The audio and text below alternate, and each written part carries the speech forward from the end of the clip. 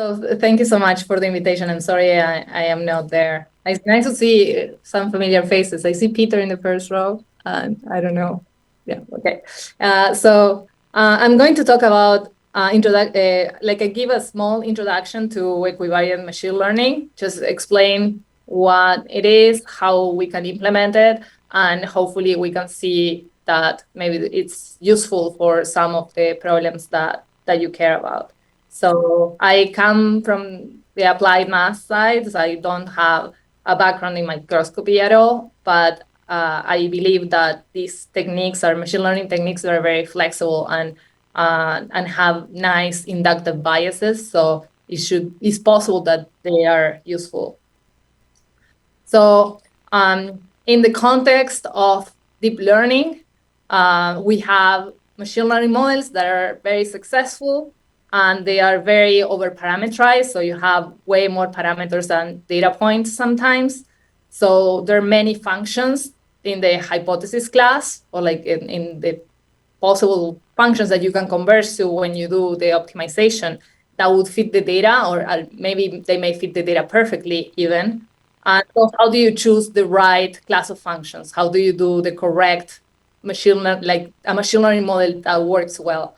And with that, I mean that when you do the optimization, you converge to a local minima that is a good solution in terms that it can perform well at test points that it hasn't seen before. So it has good generalization properties. And that's what people call inductive bias. So in deep learning, there are many architectures with good inductive biases. So for instance, convolutional neural networks are extremely successful at working with images. And then these recurrent neural networks were used for a long time in language processing. And now people use self-attention neural networks or attention neural networks that are very flexible as well. And graph neural networks are also a class of neural networks architectures that are used for processing different amount of data that look like graphs. And all of these have the property that exploits certain symmetries. Like convolutional neural networks are translation equivariant, and also they are said that they exploit some other symmetries by looking like rotation is symmetric, and applying the same filters in the different locations of the images can capture some symmetries of the image structure. The recurrent neural networks use some form of translation equivariance in the sense that they apply the same function at different times of the text. And the graph neural networks are designed so that they are equivariant with respect to the different ways that you can represent a graph. Like if you have a graph and you represent this as an adjacency matrix, the representation is not unique. So whatever you learn needs to be compatible with like a change of representation of your graph as a matrix. So this has already appeared in machine learning naturally without imposing it. That's my claim. And in the physical sciences, symmetries are also very important. For instance, and I would identify two types of symmetries. The symmetries that come from like the symmetries of the universe that are observed regularities of the physical systems. And this is related with the like very famous Noether theorem that relates symmetries with conservation laws. So for instance, the conservation of energy is related with the time translation symmetry on a system, and the conservation of momentum is related with the translation symmetry of a physical system, etc. Conservation of angular momentum is related with rotation symmetries and things like that. So these are symmetries that one can observe from the physics. But there are also other symmetries that are much larger that come from the choices that one uses at representing the physical objects. So say I'm going to represent a physical system, then I have to make a choice of the coordinate system that I'm going to use, the units that I'm going to use. Like if I have a manifold, there's many ways of representing a manifold, and all these choices are arbitrary. They're not something that the system has, and therefore whatever I learn needs to be compatible with changes in these coordinates because the coordinates are not intrinsic. In the same sense that in the graph learning, the graph learning should be compatible with like many different representations of a graph as an adjacency matrix. Those symmetries are sometimes called passive symmetries. So the ones that are independent of the object, whereas these symmetries are typically called active symmetries in the physics literature. And so the claim is that if we're going to do good machine learning models that are going to be useful for science, they should incorporate these natural symmetries that occur all the time. And one example of that, or like maybe another way to justify this, is like, and if you look at this book, Modern Classical Physics, the classical book for this, the first sentence of the first page of this book, it says that the laws of physics must all be expressible as geometric, coordinate independent, and reference frame independent relationships between geometric objects, scalars, vectors, tensors. They will show up later, that represent these physical entities. So my claim is that physics needs these, like if we're going to do machine learning for physics, they should obey these symmetries and be expressible in the terms that these objects should be expressed. With that, I'm gonna start the mathematical framework for doing this. And the mathematical framework for doing this, and that's not the only way to write it, but in this case, I'm going to do it this way, is with invariances and equivariances with respect to group actions. So the idea is that I have a group, a group that acts on my data space, and I say that a function is invariant if every time that I take an input object and I apply the group action to my input objects, the function doesn't change. So for instance, in this image classification setting, I have this image. It's classified as rows. If I rotate it 90 degrees or 180 degrees, or maybe I do like a reflection of it, the classifier doesn't change. That's one way of invariance. The other concept that I wanted to define is equivariance, which is similar. If I have a group acting on the input and the output of my function, then the function is equivariant if every time that I act on the input, I act on the output as well. So say if I'm having like predicting this dynamical system here, and then after how it behaves after a certain time, if I rotate my system, then the prediction should rotate in the same way. Okay. And that's one example. And equivariant machine learning, what it does is like it parameterizes the hypothesis class in a way so that every function in that class satisfies the symmetries. It's either invariant or equivariant, or approximately invariant or equivariant. So for every choice of parameters, the function that you obtain satisfies the symmetries of the problem. So that's something that it already comes for free if you do the parameterization correctly. And the claim is that if you do that, you obtain a model that can learn with fewer samples, has a smaller generalization error, and can generalize out of distribution, can do much better than a model that does not obey these symmetries. And the applications that I wanted to mention is for instance, images. And actually, the talk yesterday by Eric Stash was one example of had one example of this in one of these examples that he had in his talk. He was learning some convolutional neural network, and he was imposing that the convolutional filters that he obtained were symmetric, and actually a rotation symmetric filter results in a rotationally equivariant convolutional neural network. So if you impose that symmetry, then you obtain something that is rotation equivariant with respect to the rotations of the image. So that's something that is actually being used implicitly or explicitly already in the literature. But this also, you can also think of like fluid dynamics, where like you have a vector field instead of an image, or you can have other applications like, well, of course, graphs, and also particle systems, like problems related to protein folding. For instance, the AlphaFold uses equivariant transformers, which are equivariant with respect to rotations, and yeah. So yes, so there are many forms of applications of like introducing symmetries into machine learning models. So in this talk, what I'm going to do is I'm going to explain how to implement equivariant models on particle systems first, and equivariant with respect to rotations, translations. Lorentz transformations are relevant for physics, but it's more or less the same. So I don't have to go into the details of that. And also permutations and scalings, like unit transformation.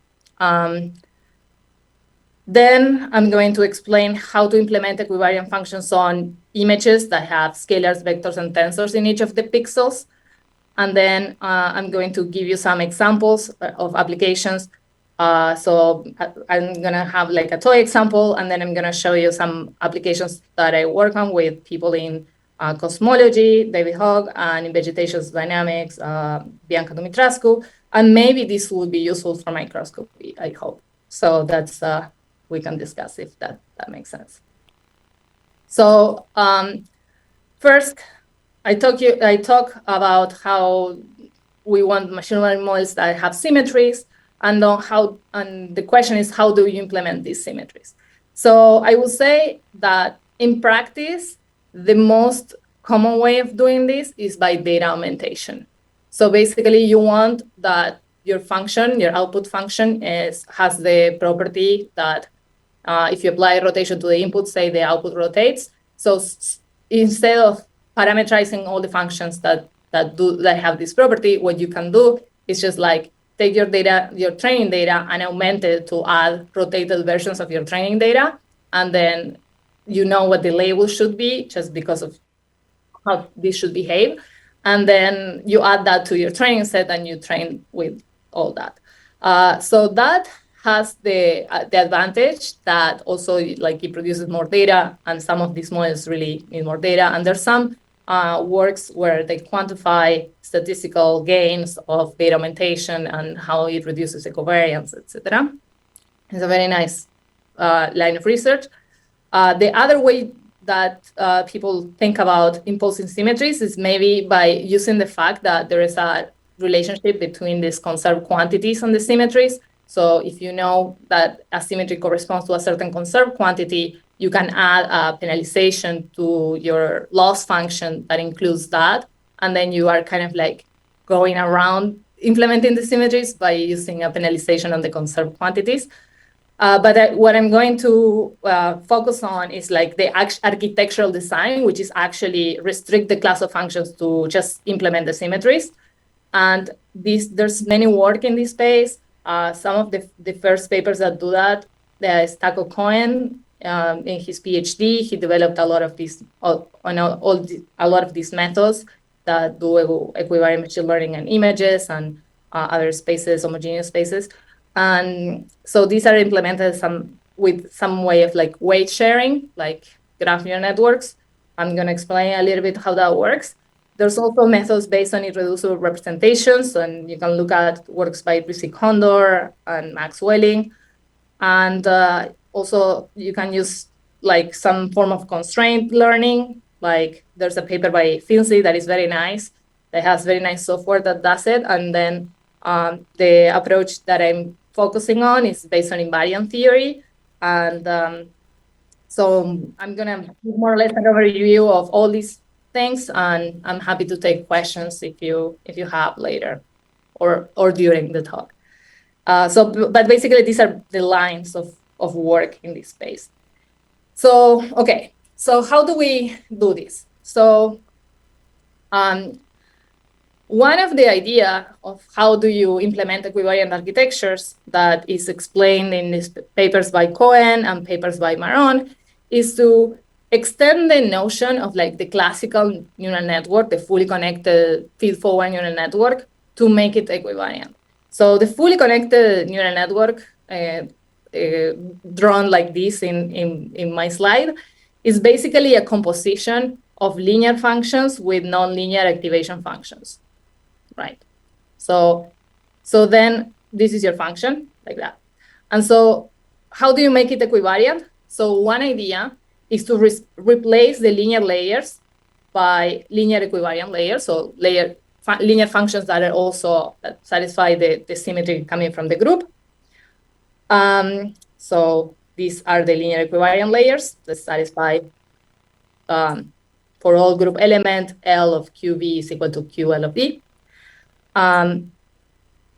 But the issue that this idea has is that you don't have that many linear equivariant functions. So for instance, if you want to think of like rotation equivariant functions, like with one vector, the linear functions that are rotation equivariant are very few. So you lose a lot by doing that.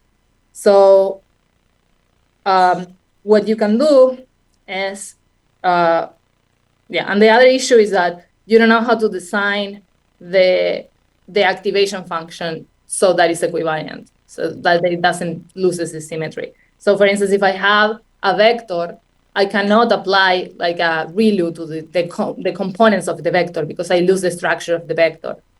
Like the vector has some meaning. So I cannot do some crazy function to each of the components because it loses its meaning.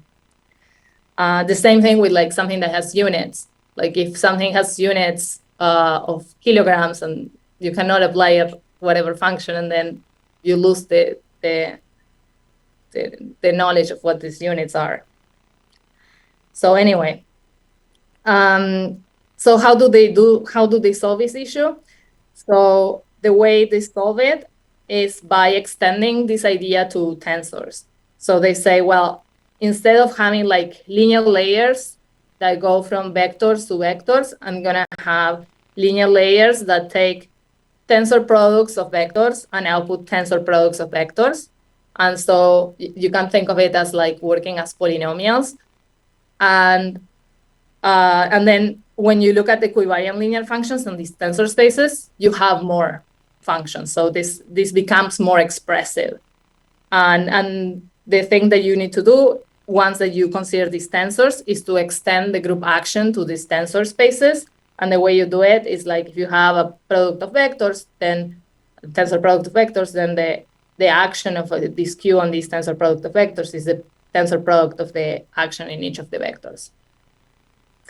So with that, extending the action to tensors, they can parameterize many equivariant functions using an architecture like this, but just going to tensors in the intermediate layers. And then the next question is, how do you do that? And the answer is by using representation theory and Clebsch-Gordon coefficients. I didn't add that explanation to my slides, but I'm actually teaching a course in this topic this semester, so I have a lot of slides and I can share with you if you want, or we can discuss later. But basically, that's the idea. Just like you decompose your space in the irreducible representations, and then you use something based on Schur's lemma to parameterize the functions from here to here.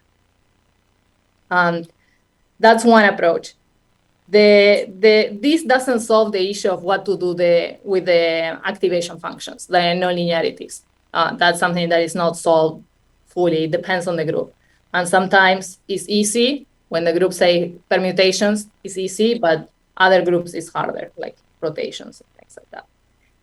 So that's one approach. The approach that I'm going to focus on is the approach based on invariant theory.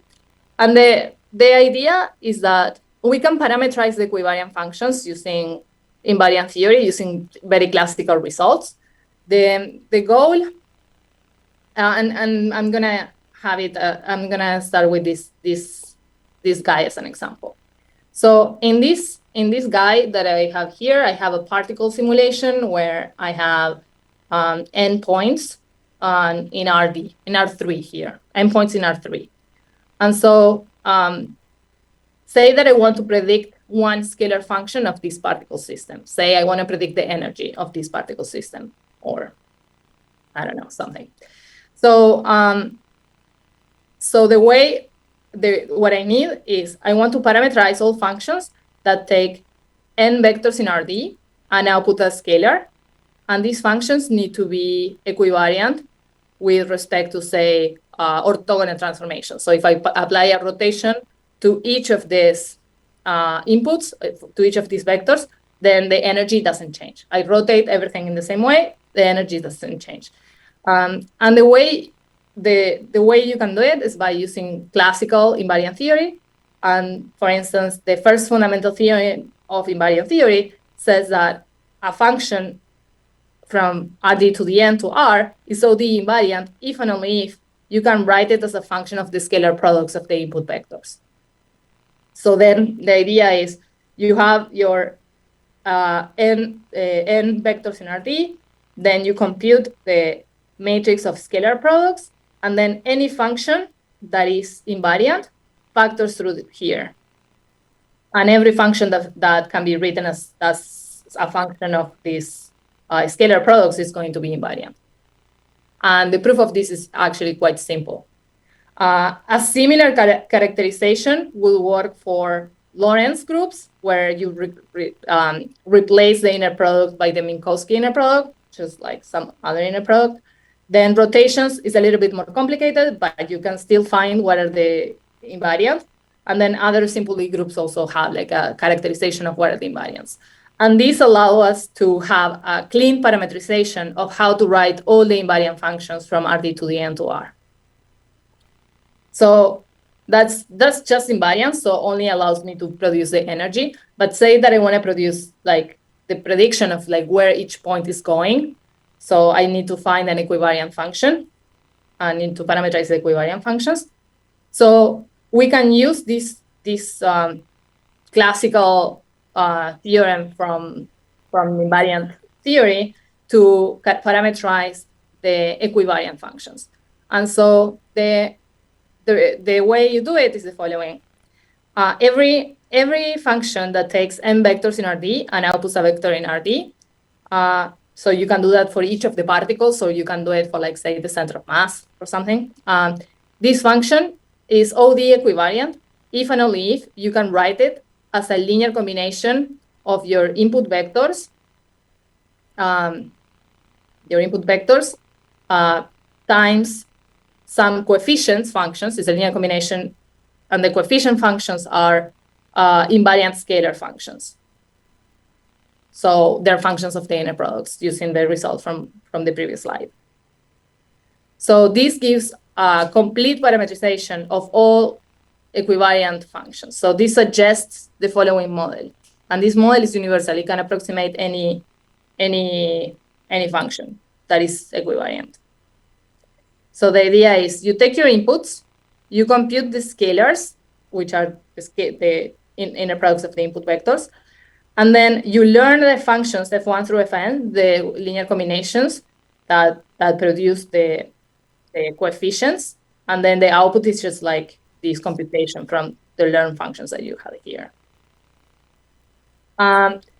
This is easy to implement, and you can implement it as self-attention, which was something that Jonina explained in her talk just now. I mean, she mentioned like self-attention is something that it's a very flexible model, so you can include like your definition of your self-attention to be written in terms of these scalars, and then it's equivariant just because it's any function that is written in terms of the scalars is equivariant. I mean, in a particular architecture. So these also, like, you can write something similar for rotations, but for rotations it's not as straightforward because it's not true that every rotation equivariant function lies on the span of the input vectors. So for instance, if you think about like this thing that you learn in physics, like what is called the right-hand rule, like there is like the cross product between A and B is a rotation equivariant function of A and B, but it doesn't lie on the span of A and B. And actually, these are the only ones that can come up that are not in the span. And so there is like a similar characterization that tells you that if you have an SOD equivariant function, you can write it as a linear combination of the input vectors plus a linear combination of the generalized cross products of your input vectors. Okay. So this idea of going from invariance to equivariance is actually some idea that existed in the invariant theory literature, and we've been looking at it with my postdoc, Ben Bloom-Smith. And so the idea is that one can, if you have an action on a space V and an action on a space W, then you can define an action on the maps between V and W. And the fixed points of this action are going to be the equivariant functions. And so basically you can leverage the knowledge of the invariant maps from like V times the dual of W to R to produce the invariance from the maps from V to W. Basically, that's the idea. So if you know how to compute invariance for copies of the space, then that allows you to compute the equivariant maps. So this kind of says that if you understand the invariance, you can understand the equivariant maps in a simpler, relatively simple way. So yeah. You can also think about translations and permutations. If you have a particle system, then it may make sense that you also want to be translation equivariant. So if I translate my inputs, the predictions translate. And that's a very simple thing to do because you can just like write the model in terms of like these differences of positions on velocities, on positions, like the velocity. You don't want to be translation equivariant with respect to velocities. And permutations is also simple and is also related with graph neural networks. You can write it as some form of message passing. So that model allows for that. Any questions so far? We have one in the room, yes. Yeah. I had a quick question. Maybe it relates to, now you said translations. What if you had a translation and a rotation? Can you compose these? Like, these are very common, like light symmetry and things like that. Yeah. So basically what you can do is you can write your original vectors in terms of like, say, the differences with respect to the center of mass, then learn something that is rotation equivariant, and then sum the center of mass, for instance. It's simple to implement. Well, I was more thinking on the lines of, like if you had like a particular symmetry, a space group that says, I'm going to translate a fixed amount and then rotate as well, and then translate, rotate. And then the group is sort of, can you write this in like a 4x4 matrix notation where sort of the last column is the translation? Yes, okay. Yes, you could do that. Yeah. What do you do? Okay, thank you. Yeah. Okay, nothing more at the moment, so carry on. Good. So I'm going to show like a couple simple examples, and then I'm going to go to the images. So one toy example is this example from like this paper by Finzi, that basically what they do is they consider a double pendulum with springs, and they want to predict the positions of the masses after a certain time. So the problem is to predict the dynamics. And so here you can think of the data to be like the positions and momentums of the original particles, like of these two masses, and then maybe the masses and the other parameters of the model you don't know. And so this model over here is like rotation equivariant with respect to rotations in the XY plane. But it's not rotation equivariant with respect to rotations in the Z axis because there's the gravity. So it doesn't look the same. But if you add the gravity vector as an input vector, then the model is fully O3 equivariant. So that kind of shows that that is this all three equivariance comes from a passive symmetry, whereas like this, the plane symmetry is an observed symmetry of the world, so it's an active symmetry. The symmetry with respect to the Z rotations on the Z-axis, like the fully O3 rotation, is a passive symmetry, and so you can incorporate all these symmetries and have a model that is more like it performs better. And if you see, like, okay, you can say, for instance, learn the Hamiltonian, which is a kinetic energy plus potential energy, and this system is a toy example, which is Hamiltonian. The energy is conserved, and if you look at the kinetic energy and the potential energy, they can be expressed in terms of scalar products, right? So this is distances, and this is like scalar product, yeah. So if you do that, you can learn a system, yeah. And so there's two computational approaches, and I could say that this work was done by Weichi, who is a PhD student at NYU, and she's actually like finishing up now, and she will be looking for postdocs, so maybe I should advertise that. So basically what she did was two computational approaches. One is based on a neural ODE, which says, okay, my data satisfies a certain differential equation, and I'm just gonna learn the differential equation and use an integrator to do the predictions. So an ODE solver to do the predictions, and then fit the F so that it fits the training data. So basically just like learn a differential equation and integrate it for the predictions. And the other approach that she used is a Hamiltonian neural network. So this F is in the case of the neural ODE, this F is a equivariant function. It has the derivatives are vectors with respect vectors of the same size of the input vectors. So this is a equivariant neural ODE. And the other thing that you can say is like, actually, if you know that the system is Hamiltonian, then what you can do is just learn the Hamiltonian and then use a symplectic integrator to integrate the dynamics and make and fit the Hamiltonian.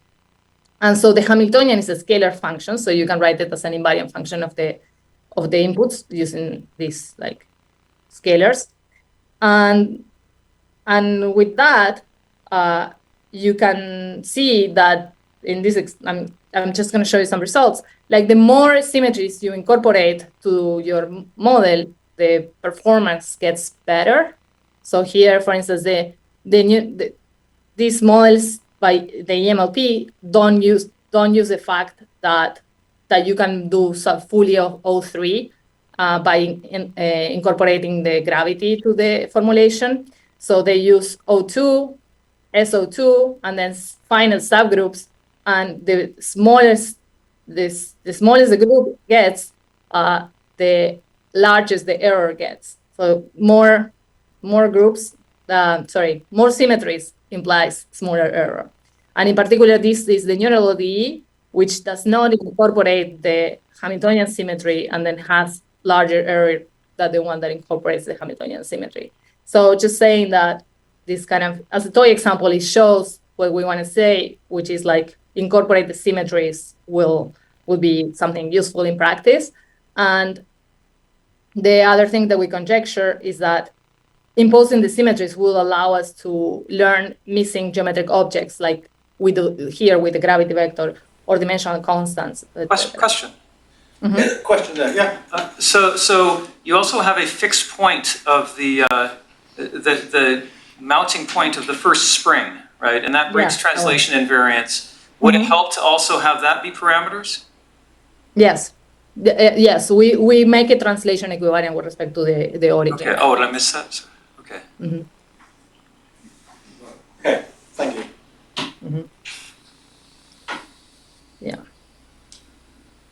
So another symmetry that we can incorporate to this model is units equivariant, because we know that, okay, so here in this double pendulum example, we have the kinetic energy and the potential energy, and the energy has units. The units that it has is like kilograms meters squared divided by second squared. So if I do a rescaling, when I put everything that has units of meters into what is imperial version of meters, miles, I don't know, then then the scaling needs to, like, now if I change these L's and go from, if I change everything from meters to miles, then you expect that you know how the output should change. And so that's a symmetry that is an equivariance that you should be able to incorporate to your model. And so that is something that is classically known in physics, in dimensional analysis. And the fact that prediction should be equivariant with respect to rescalings is something that is not very hard to impose in machine learning methods. And if we're doing machine learning methods, we might as well impose it. And so one way of doing it is using something called the Buckingham Pi theorem, which is based on dimensional analysis. And the idea is that if you have inputs with units, then what you can do is you can construct some dimensionless features. So say I have something that has units of kilograms and something else that has units of kilograms. And then if I take the quotient, that thing is dimensionless, like M1 divided by M2 is dimensionless. I can construct a basis of dimensionless features, and then I can learn a function of these dimensionless features. And then there is a fixed scaling that can produce a dimensional output, like with the right dimensions of the things that you can do. So actually, you can consider all possible scalings and learn many models, and then just like ensemble them if you want to be more sophisticated. But otherwise, you can just do this. And actually, we saw that this works, and it also has like the property, which comes for free, but it's nice to observe it, that it allows you to generalize to settings that you haven't seen before. So for instance, if I train it in like M1 and M2 are like some sample from like a uniform distribution between 1 and 2, and then in my training, and then in my test, I use like a different distribution, then when I go to the dimensionless feature space, there is some overlap between these distributions of like M1 divided by M2, and it makes it so that it performs better to out of distribution settings. And I think that that's something that can be quantified mathematically, can be interesting to analyze. Can I ask a question? Yes. But on the same idea, if you were to rescale the displacement of one of the double pendulums, there's a difference in the physics between small and large displacement, right? You go from linear to nonlinear. So how does that get handled? So this scaling, it has to scale everything in the same way, right? Otherwise, it's not an equivariance. Like, if I scale like here, if I scale one thing but not the other one, then that's not something that you can write it as an equivariance. I see. Okay, thank you. Like, it's a trivial thing actually, but it's just like the fact that you, like, if I change the units, I don't change anything. This is a passive symmetry. I don't change anything about the system. So it's kind of like a trivial thing to say that I want to be equivariant with respect to these trivial changes, but most models are not. So yeah. That's a good point.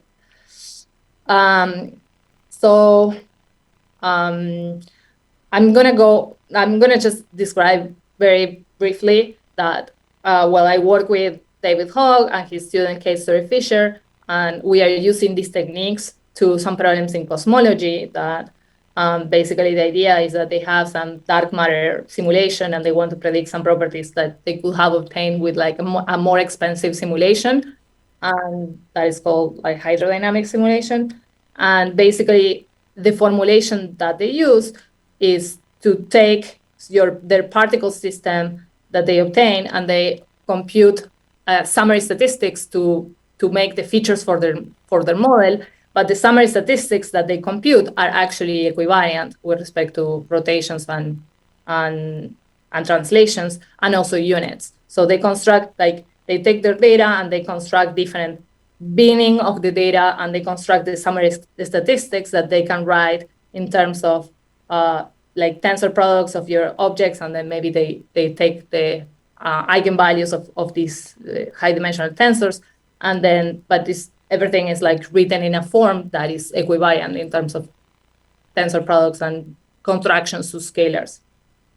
And so that's something that is one way to express features that later on make the prediction equivariant with respect to changes, and then make the models more robust. Another example is a model for vegetation dynamics, and we use this formulation in this model for vegetation dynamics, and we do it for the units case, the units equivariance, because a lot of the parameters have units, so you can reduce a lot the parameter space by just considering these units equivariance as well. And yeah, that's in collaboration with Bianca Dumitrascu, who is a postdoc at Cambridge, but now she'll be an assistant professor at Columbia. So that's great. So anyway, so finally, I have 5 minutes left, and I'm just going to say, what do you do in images? And I think maybe the image question is more interesting to you. So so I'm considering images that each pixel can have a scalar or a vector or a tensor. And the classical example that I showed before is like if you have this image and you have an image classification problem, if you rotate it, then the classifier doesn't change. So it's basically an invariance with respect to a discrete group. So here is the symmetries of the square, but there could be other groups. And so if you look at convolutional neural networks, they're typically not equivariant. And I took this very nice simulation from the GitHub of Weiler and Cesar of one of their papers. And then basically what they show is that if you do a convolutional neural network, the feature maps are not equivariant. So if I rotate the image, the feature map does not necessarily rotate. But they show, and this is shown in one paper by Cohen and Welling many years ago, where they show that if you use rotation in symmetric filters, then you obtain rotation equivariant convolutions, like Eric was showing in his talk yesterday. And then basically, and that's if and only if, actually. And then what we are doing right now is we are combining the formulation with the scalars that we had from the scalars paper that I showed you earlier, the invariant scalars formulation, to considering images that in each pixel have scalars or tensors.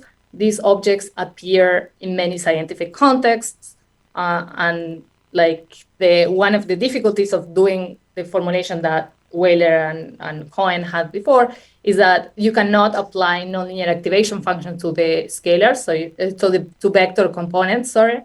So you have to do something different, and we can do it in the terms of the scalars invariance that I showed you earlier. And so basically the approach consists on considering convolutional neural networks where the filters can be scalars or vectors or pseudo-vectors or pseudo-tensors. These are of different sizes. And we define the convolution considering outer products of the original image and the filters, and then maybe using contractions to make them smaller tensors or vectors. And as an example, for instance, if I have this input image and I have some of these filters that I show you here, we can construct a linear scalar equivariant function using the convolution of S with my input image with one filter, or with a pseudoscalar, or with a vector. So here I get an input image and an output vector field, or tensors, etc. So you can use this as your basis for your convolutional neural network, and then you can have a class of functions that are very expressive. These are linear functions, and these are polynomials of degree 2, and then you can write it as higher and higher order, and allows you to do that. And it's a principle that is based on this like geometric principle that keep on Thorne, that they have. Anyway, so finally, I'm gonna end by saying a few things. So the summary is that we can enforce exact symmetries in machine learning models, and these give us the correct model in some way, because you get the behavior that the physics has, you get small sample complexity, small generalization error, and I show you a simple characterization of equivariant functions on particle systems, extensions to units, and explicit translations between invariant and equivariant functions, and the extension to scalar vector and tensor images. And finally, okay, these are my slides. These are some of my references, and if you have questions, I'm happy to take.